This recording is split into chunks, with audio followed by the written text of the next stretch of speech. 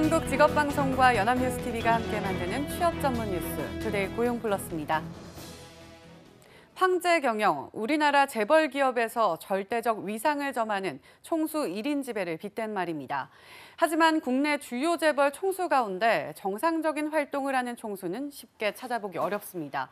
총수 1인 중심에서 전문 경영 체제로 전환해야 한다는 지적이 나오고 있습니다. 이동훈 기자입니다. 국내 5대 그룹 중 SK를 제외한 나머지 그룹의 총수는 모두 대내외 활동에 어려움을 겪고 있습니다. 삼성, 롯데의 총수는 재판을 받고 있거나 구속 수감 상태고 LG는 구본무 회장의 타계로 경영 승계 모드로 전환하고 있습니다. 현대자동차의 정몽구 회장도 국회 최순실 청문회 이후 공식 석상의 모습을 드러내지 않고 있고 현대차 그룹의 지배구조 개편 작업도 난항을 겪고 있습니다. 하지만 총수 부재로 경영에 어려움이 있다며 읍소 전략을 폈던 과거의 소극적인 모습과는 다른 행보를 보이는 곳도 있습니다. 재계순위 5위인 롯데는 최근 중국 롯데마트 매각 발표에 이어 3조 원 규모의 온라인 쇼핑 통합 사업 계획을 내놨습니다. 신규 투자에 대한 방향성에 약간 전환을 의미하는 거고요. 그것은 앞으로 오프라인 사업에 대한 투자보다는 온라인 사업에 대한 투자를 대기업이 총수 1인 중심으로 돌아가서는 안 된다는 지적도 나옵니다. 이미경 CJ 부회장은 과거 동생인 이재현 CJ 회장이 구속됐을 당시 CJ가 작다면 작고 크다면 큰 회사인데 회장님 안 계신다고 회사가 안 돌아가면 CJ가 1인 자영업이지 회사라 할 수 없다고 밝힌 바 있습니다. 전문가들은 우리나라에서 일종의 과도기 경영이 진행 중이라고 진단합니다. 총수 와병이라든지 또는 그 감옥에 있는 상태에서 재벌 그룹들이 경영자들 중심으로 매니지먼트 했던 그 경험들이 있죠. 일종의 집단체제의 과도기적인 형태로 경영들을 했었고요. 앞으로는 총수 공백에도 흔들리지 않고 회사를 이끌어갈 전문 경영인 시스템을 정착시키려면 근본적으로 지배구조를 바꿔야 한다는 지적이 나오고 있습니다. 연합뉴스TV 이동훈입니다. 국회가 최저임금 산입 범위 확대를 논의하는 데 반발해 민주노총이 사회적 대화기구 불참을 선언했습니다. 어렵게 복원된 사회적 대타협의 틀이 또다시 위태로워진 모양새입니다. 강은나래 기자입니다. 민주노총이 노사정 대표자 회의를 비롯한 사회적 대화기구에서 빠지겠다고 선언했습니다. 국회 환경노동위원회가 최저임금 산입 범위를 확대하는 방향으로 가닥을 잡자 이에 반발해 초강수를 던진 겁니다. 지난 3월 최저임금위원회에서 노사가 합의에 실패하면서 공은 국회로 넘어간 상태입니다.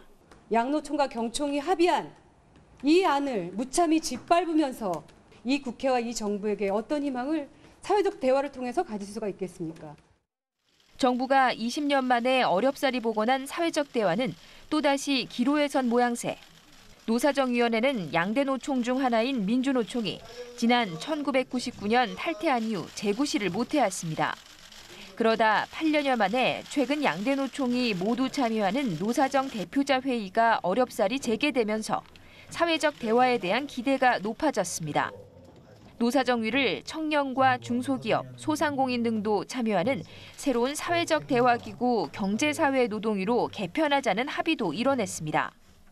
하지만 민주노총이 대화 거부를 선언하면서 경제사회노동위는 출범도 하기 전에 삐걱이게 됐습니다. 국회 환노위는 24일 고용노동 소위를 다시 열 예정이지만 합의점을 찾을 수 있을지는 미지수입니다. 민주노총은 최저임금위원회로 관련 논의를 넘기겠다는 명시적 입장 표명이 있을 때까지 투쟁하겠다고 밝혔습니다. 연합뉴스TV 강은나래입니다.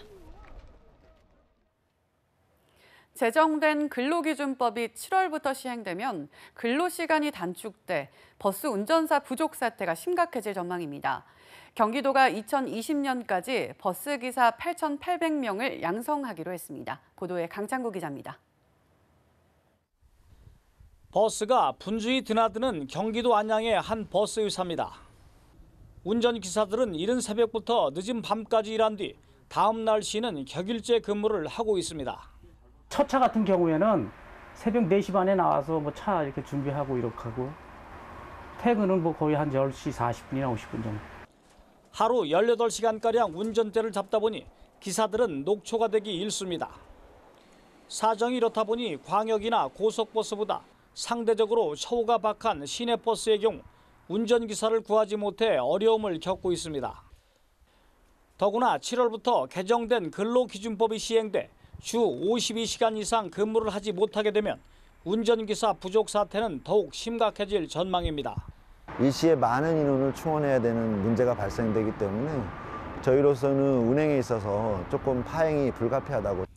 경기도는 개정 근로기준법이 시행되면 당장 8,000에서 12,000명의 운전기사가 부족할 것으로 보고 올해부터 2020년까지 모두 8,800명을 양성하기로 했습니다.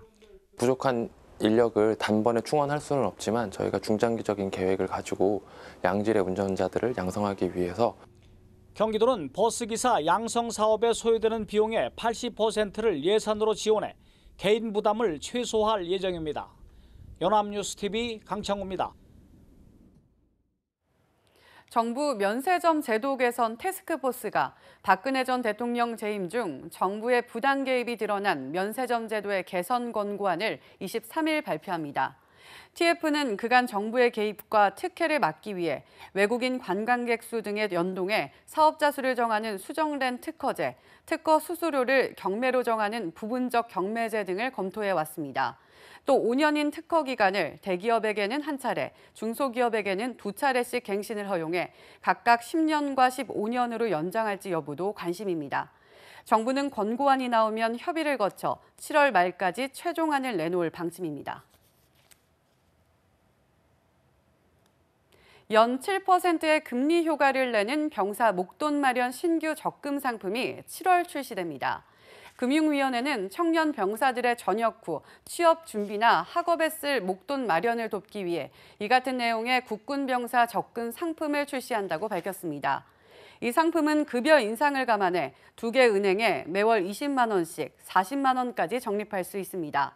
금리는 기존과 같은 5.5%지만 재정에서 1%포인트를 추가 지급하고 이자 소득세를 비과세해 연 7.5% 금리 적금 상품과 같은 이자를 받아 월 적립 한도를 채운 병사는 전역 때 890만 원을 수령할 수 있습니다.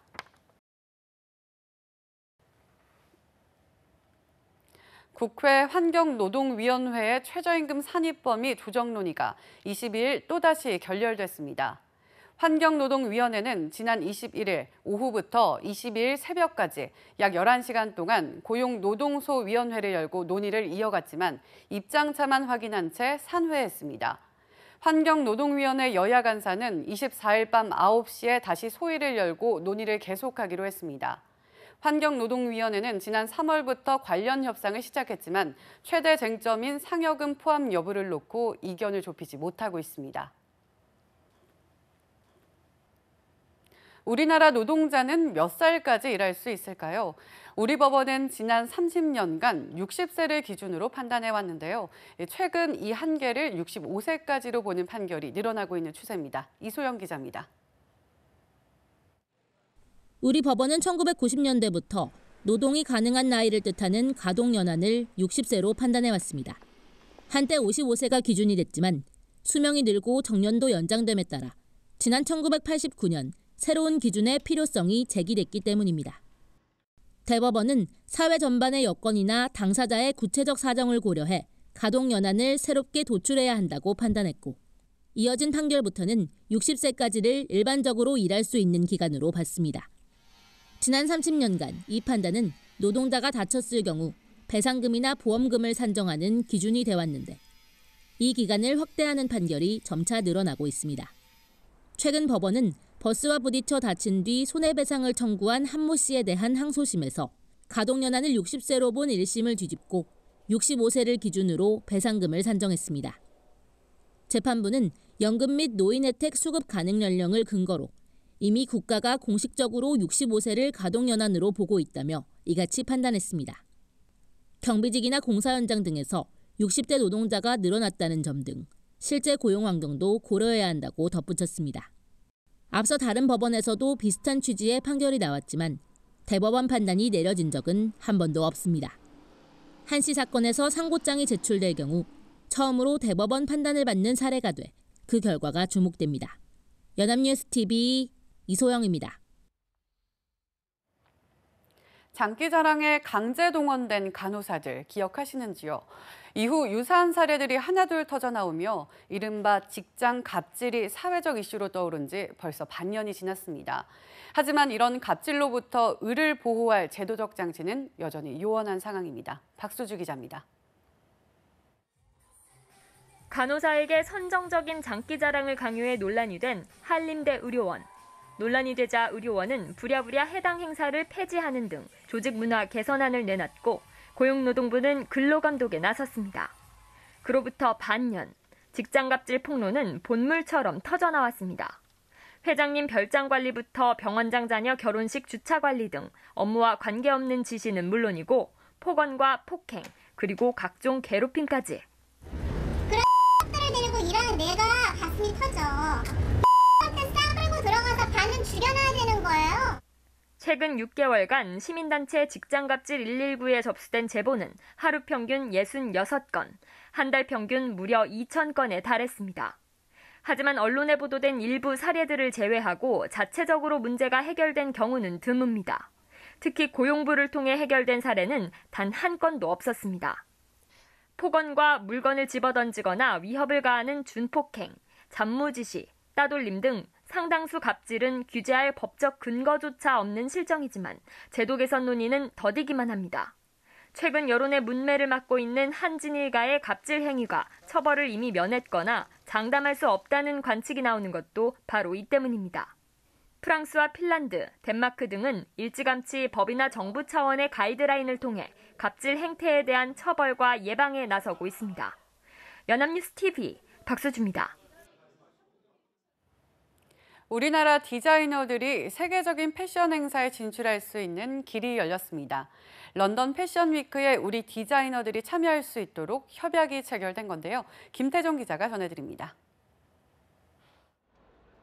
국내 가장 큰 패션 행사로는 매년 동대문 디자인 플라자에서 열리는 서울 패션 위크가 있습니다. 2014년부터 시작된 이 패션 행사는 2,500명의 국내외 바이어와 언론을 비롯해 약 64만 명이 방문하는 아시아 최대 패션 행사로 자리를 잡았습니다.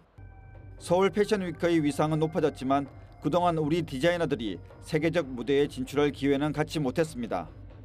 런던과 뉴욕, 파리, 밀라노의 세계 4대 패션 행사는 그만큼 문턱이 높았습니다. 하지만 이들 무대에서도 우리 디자이너의 모습을 볼 수 있게 될 날이 머지 않았습니다. 서울시와 서울디자인재단은 현지 시간 21일 영국 패션협회와 패션 사업 교류 협력을 위한 업무 협약을 체결했습니다. 영국 패션협회는 런던 패션 위크를 주관하는 단체입니다. 이들 기관은 서울과 런던의 주요 패션 행사에 대한 정보를 나누고 디자이너 인재도 교류하기로 했습니다. 또 패션 관련 네트워크와 정보를 공유하고 지속적인 협의 체계도 유지하기로 했습니다. 저희 디자이너들이 런던을 발판으로 세계 패션 시장에 본격적으로 진출하게 됩니다. 이를 통해서 저희 디자이너들이 국제 무대에서 지속적으로 성장해 나가길. 서울시와 디자인재단은 당장 내달 런던에서 열리는 패션 위크부터 우리 디자이너를 참여시킬 예정입니다. 연합뉴스 TV 김태종입니다.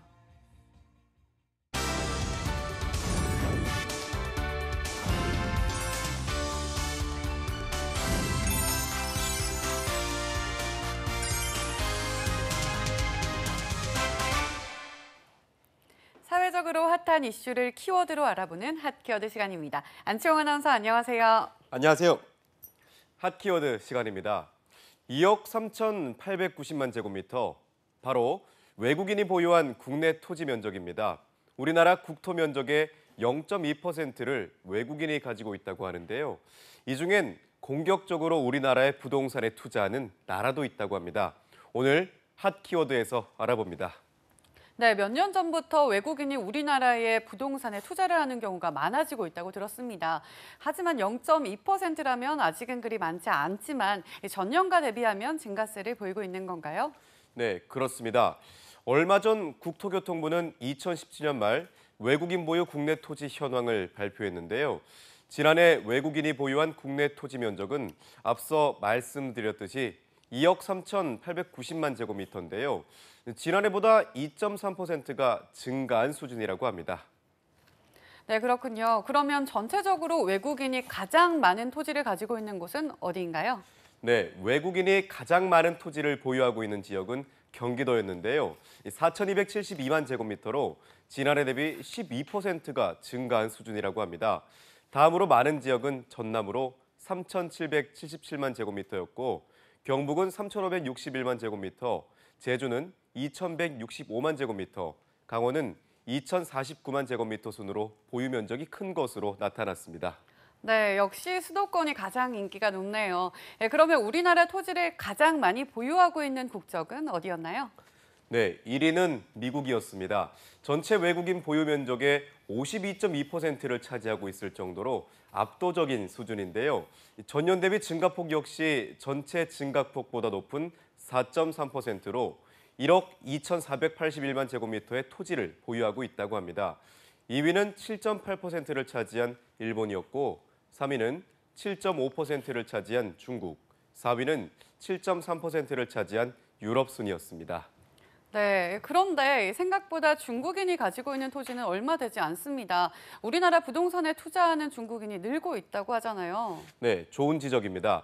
여기에서 주목해야 할 부분은 중국인들의 우리나라 부동산 투자, 특히 제주도 쪽인데요. 사실 중국인의 국내 토지 보유 현황만 봤을 때는 전년 대비 줄어든 수준입니다. 중국인의 전년 대비 토지 보유 증가세는 2012년엔 14.6%, 2013년엔 37.9%, 또 2014년엔 98.1%로 이렇게 꾸준히 증가세를 보이다 2015년부터는 23%, 2016년엔 13.1% 이렇게 증가폭이 감소했는데요. 2017년 역시 전년 대비 증가율이 11.8%로 감소치를 보였다고 합니다. 반면 제주만은 2016년 대비 무려 12.1%가 늘며 중국인이 보유한 제주 땅은 944만 5천 제곱미터로 늘었다고 합니다.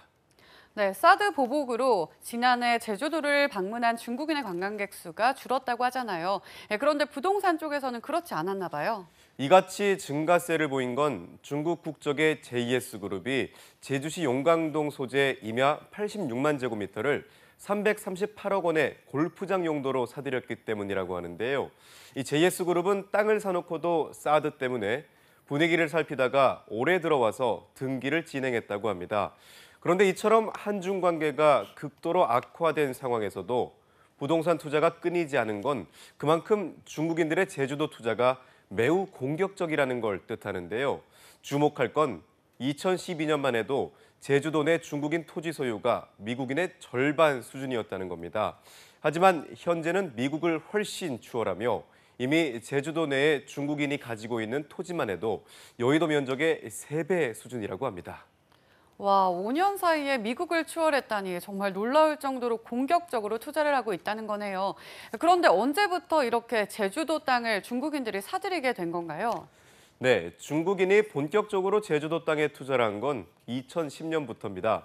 제주도는 2010년 2월부터 2023년 4월까지 부동산 투자 이민 제도를 시행하고 있는데요.